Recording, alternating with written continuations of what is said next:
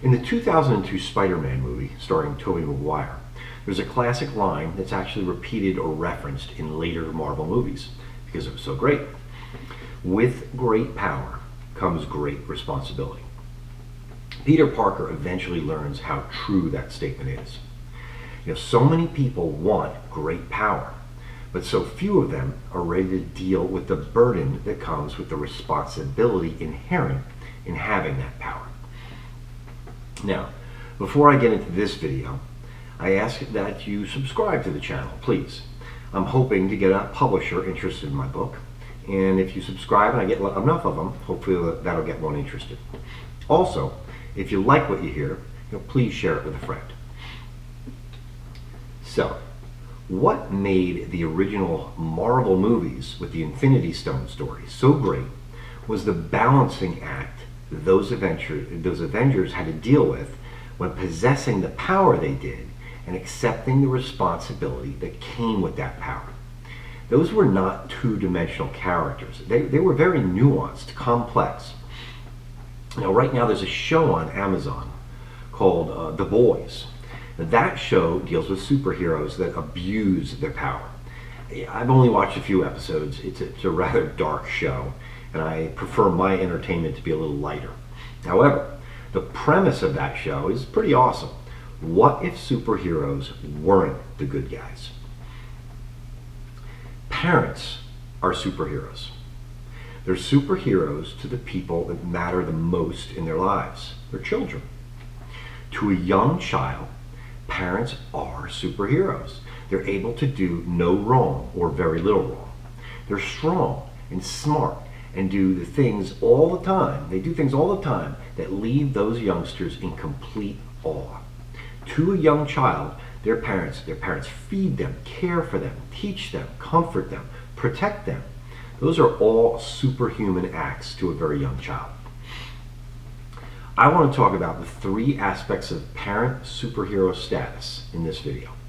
First, how long does this period last?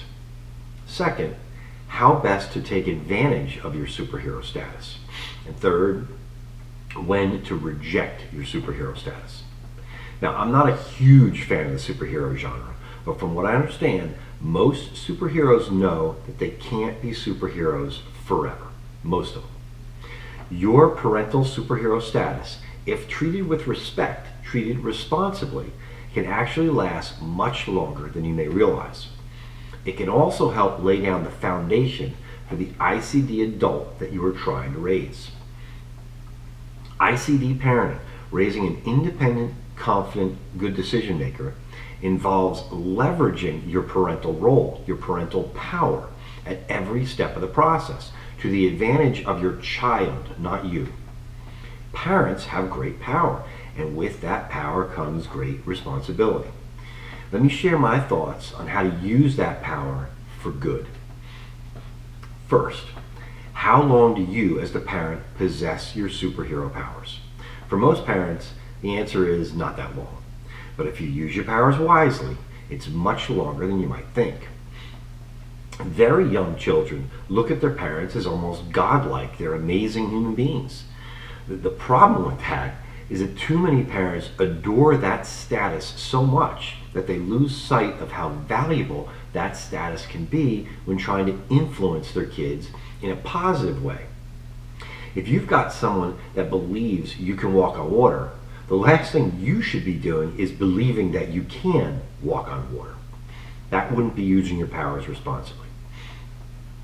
Why not use that power, that influence, to teach your young children healthy habits? Rather than bask in the glow of their adoration, guide them in understanding good behavior versus bad behavior, good choices versus bad choices. Your child will imitate your behavior. Behave around your child, your young child, and they'll notice that behavior. They'll copy you in how you handle a situation, your mannerisms, your tone, your words, your actions. They are watching. They are listening. For years, my wife, as well as others, have pointed out that my son has the same stride I have, similar gait. Is that genetic? Maybe. But I believe there's also a big copy factor. Little boys want to be just like dad. Little girls, just like mom. That's power. If you use that power wisely, responsibly, you lay down the foundation for your child wanting to ultimately emulate you as the years go by. Now, definition: emulate versus imitate do not mean the same thing. Many people think that emulate means imitate, but it doesn't. Imitate is to copy, mirror, or mimic. But emulate is to equal or excel, to match or surpass. I use the word emulate purposefully. I always encourage my son not to imitate me, but to use me as an example and try to surpass me, excel beyond me in the ways that matter to him, that were important to him. When you use your superhero status to better your child beyond your limitations, to encourage them to be the best that they can be, that power, that influence will last much longer than you would ever expect. How long will your child look at you as a superhero? Well, if you use your power responsibly, then quite frankly, it could last a lifetime. Second, how best to take advantage of your superhero status to the benefit of your child. I've already outlined the basics of how to use that power by setting a good example, by being a good, positive example for your young child. So let's get into a few specifics here to give you some ideas on how to flex your superhero status. Every ICD adult shares a few core attributes: a healthy, active lifestyle, a relatively healthy diet, and a positive outlook on life. Now, am I always a positive person? No. But if I look back the last 6 months, the last 2 years or 5 years, the vast majority of those days were me looking forward to the future, me being positive towards the days ahead of me. Are there really any parents that don't want that for their kids, that type of positive attitude? A healthy, active lifestyle. This comes in many shapes and sizes, many different forms, but having some degree of a healthy body generally leads to having a healthy mindset, which leads to having a healthy life. Do I expect everyone to run marathons, compete in triathlons, or be anywhere near, the physical perfection that professional athletes attain? Absolutely not. Be the healthiest you. That might mean weekends playing tennis or pickleball. It might mean a bike ride around town or a long walk in the woods. But there are no negatives to leading a healthy lifestyle. For those of you who do it already, you understand. For the rest of you, consider it for the sake of your child. Set a good example. Regarding a positive outlook on life, assume your kids are always watching you, even when they're not there. Assume they're listening to you, even when they're not in the same room. Assume they understand what you're saying, even when you think they don't. You see, the real trick is that you can't trick them. Not for very long. You, the parent, have to decide whether you're going to live your life with a positive outlook, because when you do, you'll pass that outlook on to your kids. Now, you probably guess what I'm going to say about living a healthy lifestyle or eating relatively healthy. If you never exercise, what's the likelihood that your child will exercise? If you eat donuts for breakfast, fast food for lunch, and processed garbage for dinner, guess what? It's likely your kids will do the same.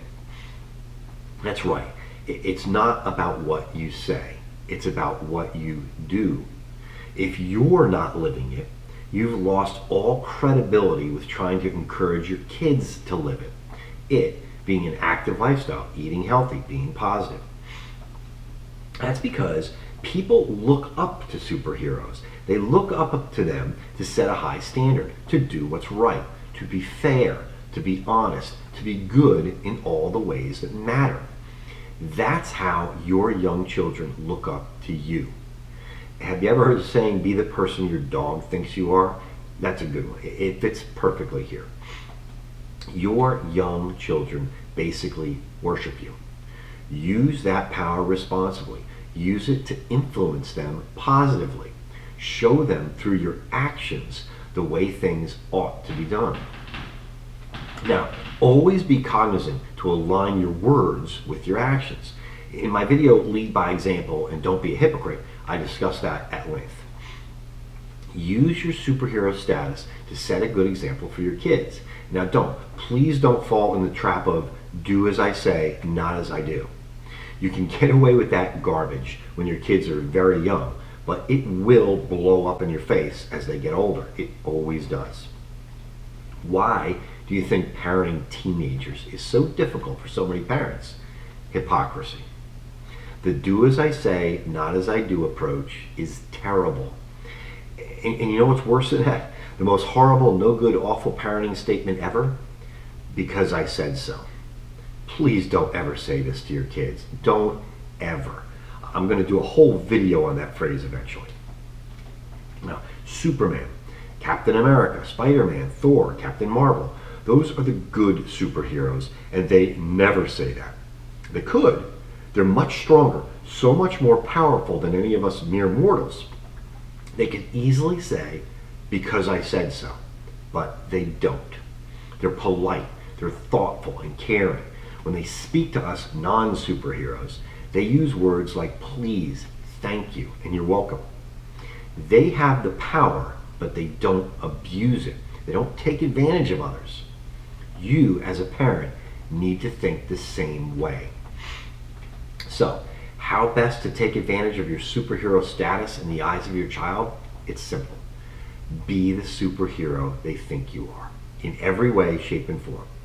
Before you're tempted to use your powers to take a shortcut in dealing with them, stop and say to yourself, what would Superman do? How would Captain America handle this? Be the superhero they think you are. Third, when should you shelve your superhero status? That's actually simple too. When it becomes counterproductive.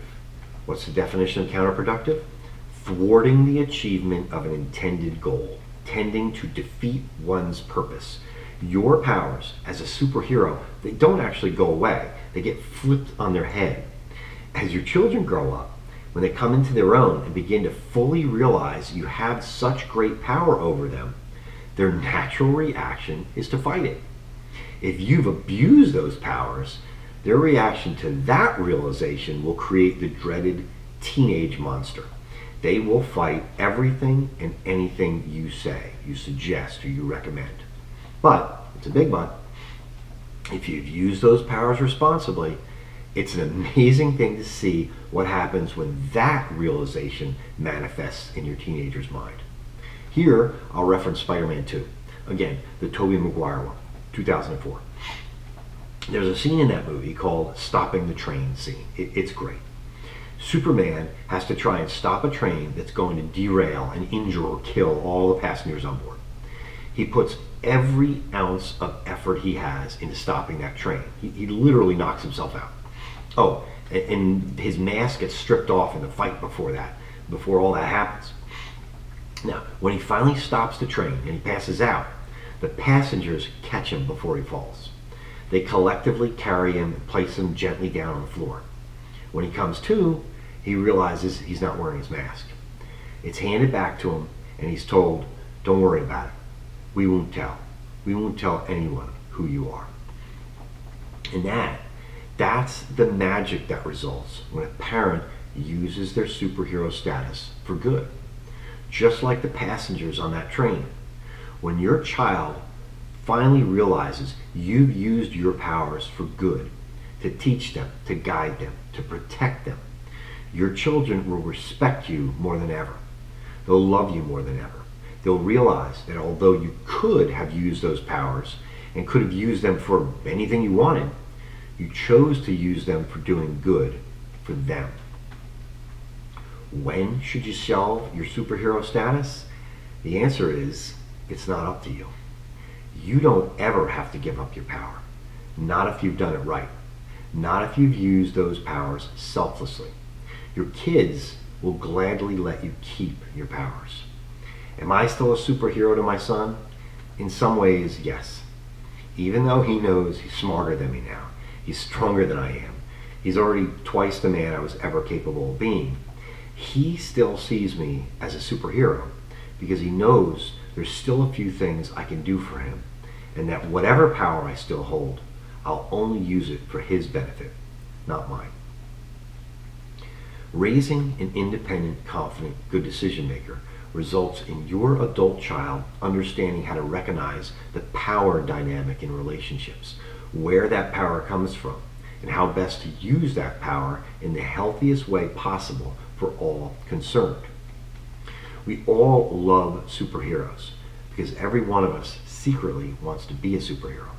Yes, there are dark superheroes, Punisher, Deadpool, Spawn, Batman. But as a parent, it's the closest any of us will ever come to being a real superhero. Because to our kids, we are. Thanks for listening.